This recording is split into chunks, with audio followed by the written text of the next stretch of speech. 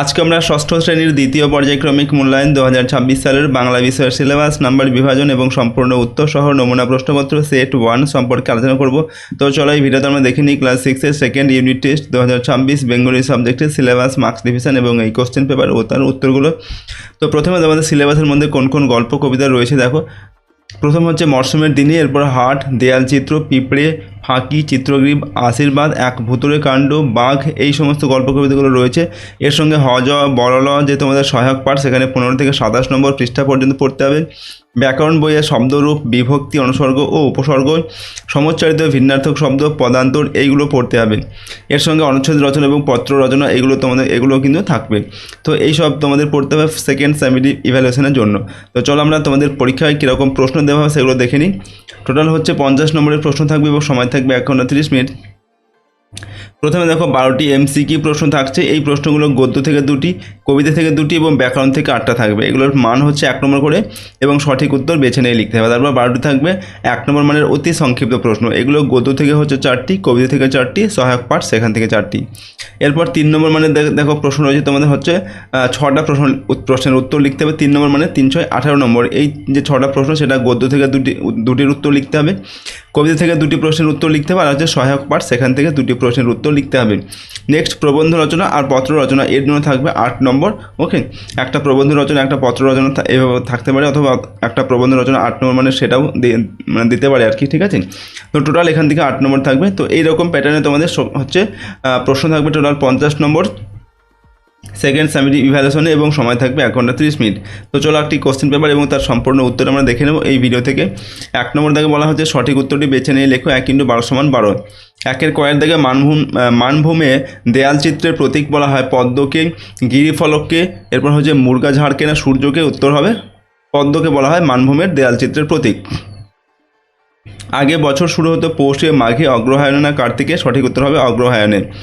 নির্জন হাটে রাত্রি নামিল একক ড্যাশ পাকুড় গাছে, মুক্ত বাতাসে কাকের ডাকে না কাকের পাখায়। উত্তর হবে কাকের ডাকে।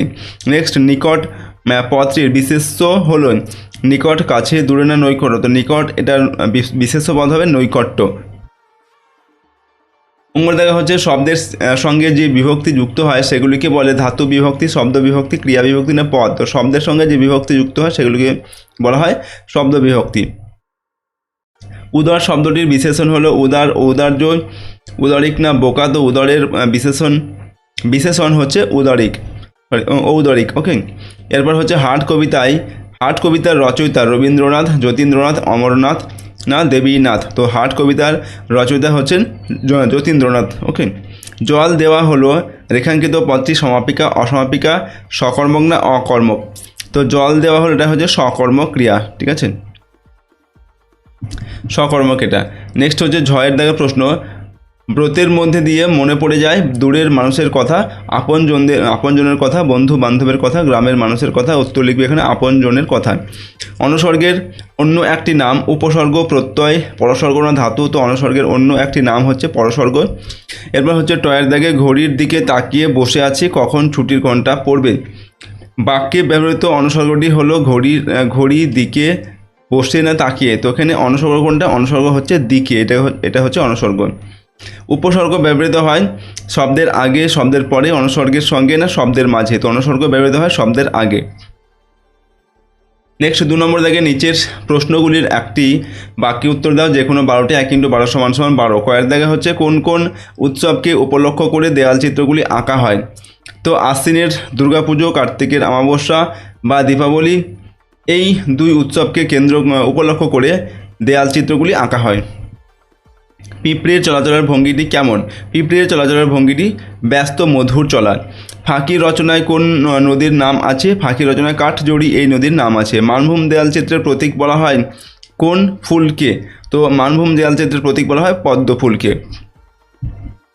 এরপর দেখো হাটে সন্ধ্যা প্রদীপ জ্বলে না কেন? বিকেল বেলায় হাটে বেচাকেনা করে সকলে ঘরে ফিরে যায়, তাই হাটে সন্ধ্যা প্রদীপ দেওয়ার মতো কেউ থাকে না। কবির কি দেখিয়ে কেমন যেন চেনা লাগে মনে হয়েছে? পিঁপড়ের ব্যস্ত মধুর চলা দেখে, ঠিক আছে, কেমন যেন চেনা লাগে এটা মনে হয়েছে। হিজিবিজ বীজকে, হিজিবিজ বীজ একটা জন্তু, সে মানুষ না বাঁদর, প্যাঁচা না ভূত তা বোঝা মুশকিল। কাকেশ্বর কুচকুচের ঠিকানা লেখো। 41 নম্বর গেছো বাজার কাগিয়াপট্টি। বুড়ো কাকে কাকে সম্বোধন করে কাঁদছিল? তো বুড়ো মা, পিসি ও শিবুদাকে সম্বোধন করে কাঁদছিল। এরপর হচ্ছে হিজিবিজ বীজ দ্বিতীয়বার শ্বশুরের নাম কি বলেছিল? হিজিবিজ বীজ দ্বিতীয়বার শ্বশুরের নাম বলেছিল বিস্কুট। দুটি বিদেশি অনুসর্গের উদাহরণ দাও। দুটি বিদেশি অনুসর্গের উদাহরণ হলো বাদে ও বাবদ। সমুচ্চারিত শব্দটির অর্থ লেখক। এখানে হচ্ছে কপাল আর হচ্ছে কপল। তো কপাল মানে কি ললাট, ওকে, আর কপল হচ্ছে গণ্ডদেশ। পদান্তর করতে হবে ঈশ্বর আর আত্মিক। ঈশ্বর হবে ঐশ্বরিক, আত্মিক হচ্ছে আত্মা। তারপর অর্থ লিখতে হবে ধনী আর হচ্ছে ধয়বয় দন্তনাসের ধ্বনি। তো ধ দন্তনাসের ধ্বনি মানে হচ্ছে সুন্দরী, আর ধয়বয় দন্তনাসের ধ্বনি হচ্ছে শব্দ। এটা 3 নম্বর দেখো প্রশ্ন, নিচের প্রশ্নগুলোর উত্তর দাও। যে কোনো দুটির উত্তর লিখতে হবে। 3 দুগুণে 6 নম্বর দেওয়া আছে। অর্থাৎ প্রশ্নের মান এখানে 2 নম্বর করে। কয়ের দেখে সাঁওতালি দেওয়াল চিত্র কীভাবে তৈরি করা হয় তা লেখো। সাঁওতালি দেওয়াল চিত্রে চওড়া রঙিন ফিতের মতো সমান্তরাল রেখা, চতুষ্কোণ, ত্রিভুজ সবই থাকে। চতুষ্কোণের ভিতরে চতুষ্কোণ অথবা ত্রিভুজের ভিতরে ত্রিভুজ বসিয়ে সাধারণত নকশা করা হয়। ঘরের চারপাশে ঘিরে থাকা মূল বেদিটিকে কালো রং করে তার সমান্তরালে বৃহৎখানেক চওড়া একটি গেরুয়া রেখা টানা হয়। আবার তার ওপরে সমান ছাড় দিয়ে আরেকটি সমান্তরাল কালো রেখা টানা হয়।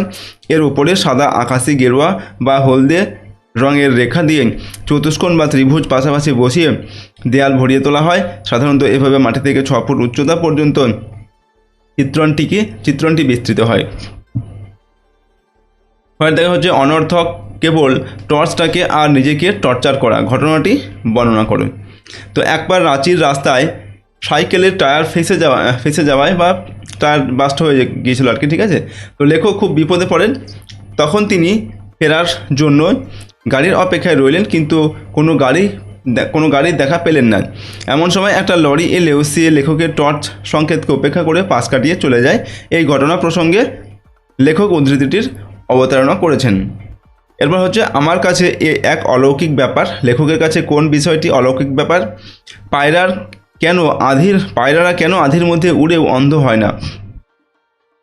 তো লেখক এর কাছে অলৌকিক ব্যাপার হলো মা পায়রা জানে কেমন করে ঠিক জায়গায় ঠোকর দিতে হবে যাতে করে ডিমের খোলাটি ভেঙে যাবে অথচ বাচ্চার কিছু মাত্র ক্ষতি হবে না।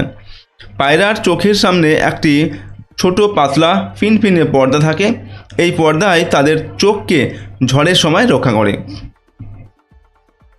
4 নম্বর থেকে নিচের প্রশ্নগুলির উত্তর দাও। যে কোনো দুটি। 3 × 2 = 6। কয়ের দেখা হাট কবিতায় গ্রাম্য হাটের যে ছবি ফুটে উঠেছে তা নিজের ভাষায় বর্ণনা করো। তো দূরে দূরে ছড়িয়ে ছিটিয়ে থাকা 10-12টি গ্রামের মধ্যে একটি হাট রয়েছে,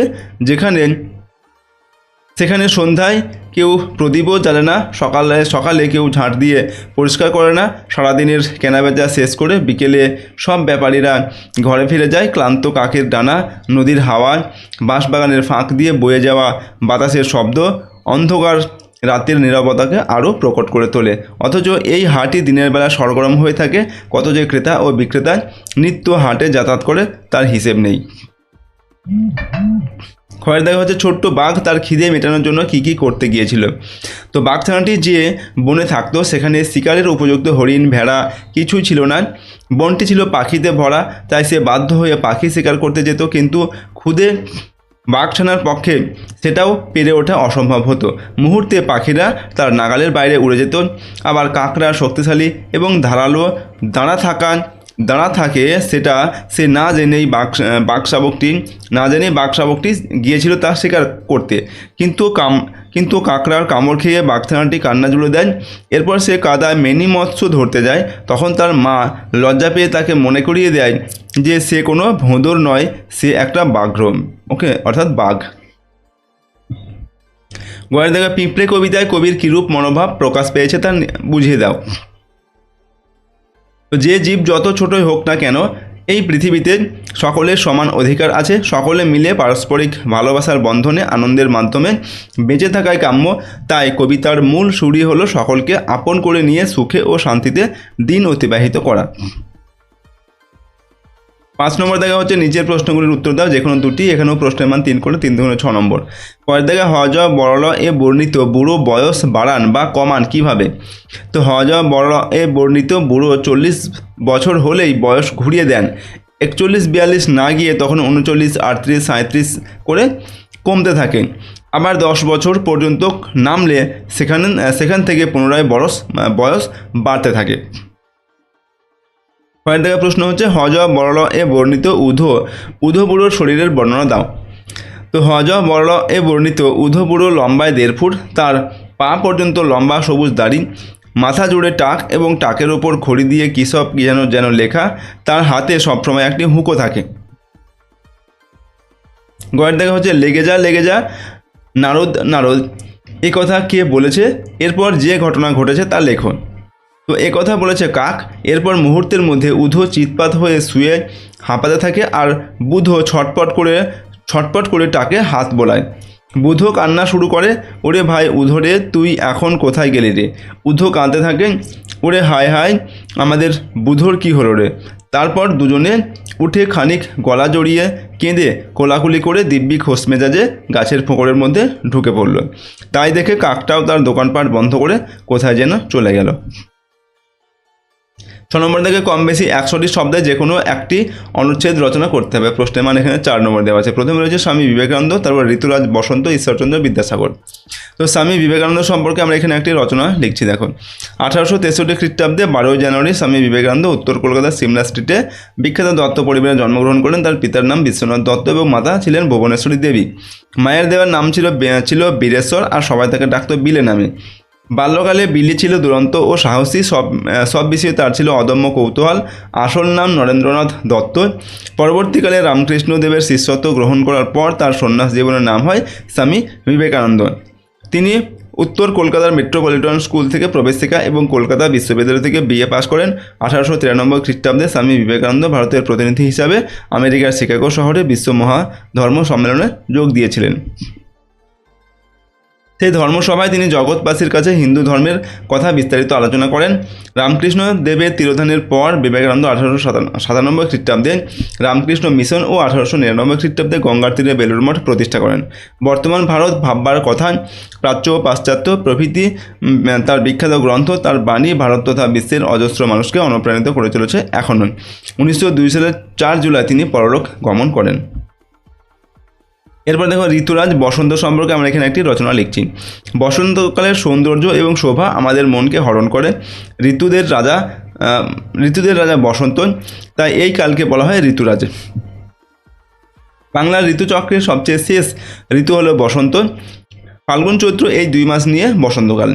বসন্তের নাতিশীতোষ্ণ আবহাওয়া, প্রাকৃতিক দৃশ্য সকলের প্রাণে আনে আনন্দের শিহরণ। পাতাঝরা গাছগুলোতে নতুন পাতা জন্মায়, আম গাছ মুকুলে পড়ে যায়। বসন্তের বাতাস দক্ষিণ দিক থেকে বইতে থাকে। এই বাতাস মন উদাস করে দেয়। গয়ের দাগে রয়েছে ঈশ্বরচন্দ্র বিদ্যাসাগর সম্পর্কে লিখতে হবে আমাদের একটি প্রবন্ধ। তোমাদের যে কোনো একটি লিখতে হবে এবং সব রচনাগুলো তোমাদের এখানে লিখিয়ে দিচ্ছি, দেখো। 1820 খ্রিস্টাব্দে মেদিনীপুর জেলার অন্তর্গত বীরসিংহ গ্রামে এক দরিদ্র ব্রাহ্মণ পরিবারে জন্মগ্রহণ করেন ঈশ্বরচন্দ্র বিদ্যাসাগর। প্রকৃত নাম ঈশ্বরচন্দ্র বন্দ্যোপাধ্যায়, মা ছিলেন অসামান্য ব্যক্তিত্বময়ী নারী ভগবতী দেবী ও পিতা ঠাকুরদাস বন্দ্যোপাধ্যায়। ঈশ্বরচন্দ্রের প্রথম শিক্ষা জীবন শুরু হয় গ্রামের পাঠশালায়। 9 বছর বয়সে ভর্তি হলেন কলকাতার সংস্কৃত কলেজে। মাত্র 12 বছর বয়সে সংস্কৃত সাহিত্য, ব্যাকরণ, বেদান্ত, স্মৃতি, অলঙ্কার ইত্যাদি নানা বিষয়ে পাণ্ডিত্য অর্জন করে বিদ্যাসাগর উপাধি লাভ করেন। মাত্র 21 বছর বয়সে পাঠ্যজীবন শেষ করে ফোর্ট উইলিয়াম কলেজে সংস্কৃত বিভাগে অধ্যাপনার মধ্য দিয়ে বিদ্যাসাগর তার কর্মজীবন শুরু করেন। পরবর্তীকালে আপন কর্মদক্ষতায় উক্ত কলেজে অধ্যক্ষ পদ গ্রহণ করেছিলেন। বিদ্যাসাগরের সমাজ সংস্কারের কাজে শ্রেষ্ঠ কীর্তি হল বিধবা বিবাহ প্রচলন। তিনি হলেন বাংলা গদ্যের জনক। তার শ্রেষ্ঠ রচনা শকুন্তলা ও সীতার বনবাস। অন্যান্য গ্রন্থের মধ্যে উল্লেখযোগ্য বেতাল পঞ্চবিংশতি ও ভ্রান্তবিলাস। শিশুদের জন্য লিখেছেন অনেক গ্রন্থ, যেমন বর্ণপরিচয়, বোধোদয়, কথামালা ইত্যাদি। 1892 খ্রিস্টাব্দে 29 জুলাই তিনি চির বিদায় নেন। 7 নম্বর দাগে রয়েছে পত্র রচনা করো। 4 × 1 = 1 অর্থাৎ প্রশ্নের মান 4 নম্বর। কি বলা হচ্ছে? তোমার জন্মদিনের আমন্ত্রণ জানিয়ে বন্ধুর কাছে চিঠি লেখো। দেখো বন্ধুর কাছে চিঠি লিখতে হবে জন্মদিনের আমন্ত্রণ জানিয়ে, এখানে নিজের নাম ঠিকানাটা লিখবে, ঠিক আছে। এই যে খাতার ডান দিকে এখানে তোমরা নিজের নাম এবং ঠিকানাটা লিখবে। তারপরে এখানে লিখবে প্রিয় বন্ধু, লিখে বন্ধুর নামটা এখানে লিখবে, ঠিক আছে।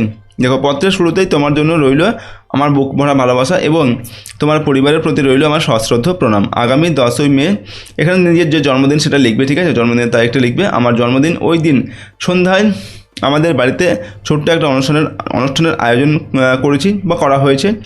ওই অনুষ্ঠানে তোমাকে অবশ্যই উপস্থিত থাকতে হবে। আমার অন্যান্য বন্ধুরাও উপস্থিত থাকবে। আমরা সবাই মিলে অনেক আনন্দ করব, তোমার অপেক্ষায় থাকবো। ব্যাস এটুকু লিখবে, ঠিক আছে। ইতে তোমার বন্ধু লিখে নিজের প্রথম নামটুকু এখানটা লিখবে, ওকে। আর হচ্ছে এই বাঁদিকে এখানটায় খাতার বাঁদিকে নিচে বন্ধুর পুরো নাম, পুরো ঠিকানাটা এখানটা লিখতে হবে, ঠিক আছে। এভাবে এই পত্রটি তোমরা লিখবে।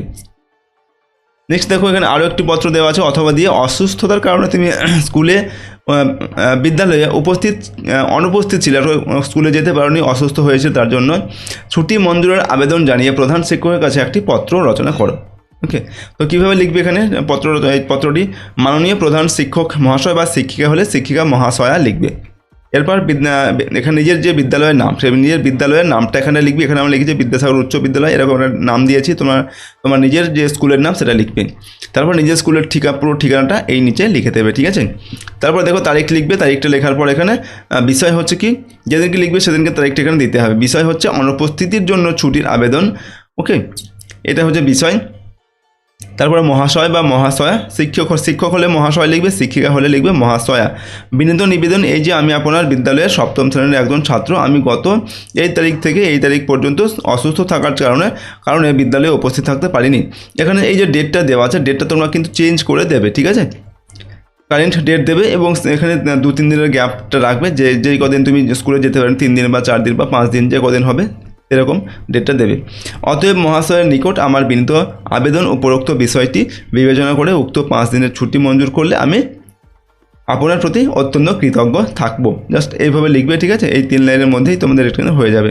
এরপর বিনীত লিখে আপনার একান্ত অনবদ্য ছাত্র বা ছাত্রী হলে ছাত্রী লিখবে, দিয়ে নিজের পুরো নামটা এখানটায় লিখবে, ওকে। তারপর 7ম শ্রেণী হচ্ছে রোল নাম্বার হচ্ছে 2, আর এখানে পারলে বাঁ দিকে যে এখানে নিজের ঠিকানাটা এখানে লিখে দেবে, ওকে। রোল নাম্বার 2 বলতে রোল নাম্বার তোমার যেটা রোল নাম্বার সেটা এখানটা লিখবে। সেকশন থাকলে সেকশনও লিখবে, ওকে। আর বাঁ দিকে নিজের ঠিকানাটা লিখবে, ওকে। তো এইভাবে কিন্তু লিখতে হবে তোমাদের এই পত্রটিকে। আর এই সমস্ত প্রশ্ন এবং উত্তরের PDF ফাইলগুলো আমাদের অ্যাপের মধ্যে দেওয়া আছে। সহজ লেসন অ্যাপের লিঙ্ক ডিসক্রিপশন বক্সে রয়েছে, অথবা তোমরা গুগল প্লে স্টোরে গিয়েও কিন্তু অ্যাপটি পেয়ে যাবে। অ্যাপটি ডাউনলোড করার পর তোমাদের প্রথমে রেজিস্টার করে নিতে হবে। এখানে নাম, mobile number, email ID, state, city হচ্ছে নিজের এলাকার নাম দেবে এবং পাসওয়ার্ড নিজের মতো তৈরি করে লিখতে হবে, দিয়ে রেজিস্টার করবে। পরের বার সেম ফোন নাম্বার আর সেম পাসওয়ার্ড দিয়ে লগ ইন করতে হবে। এবং অ্যাপের মধ্যে তোমরা যে কোর্সটি নেবে সেটা কিন্তু আগে তোমাদের পেমেন্ট করতে হবে, তারপর কিন্তু তোমরা PDFগুলোকে ডাউনলোড করতে পারবে। তাছাড়া কিছু ফ্রি কোর্স রয়েছে, সেগুলো তোমরা সেখানে এই অ্যাপের মধ্যে থেকে দেখতে পারো, ওকে। তো আজকে আমরা এই ভিডিওটি এখানে শেষ করছি। সম্পূর্ণ ভিডিওটি দেখার জন্য অসংখ্য ধন্যবাদ।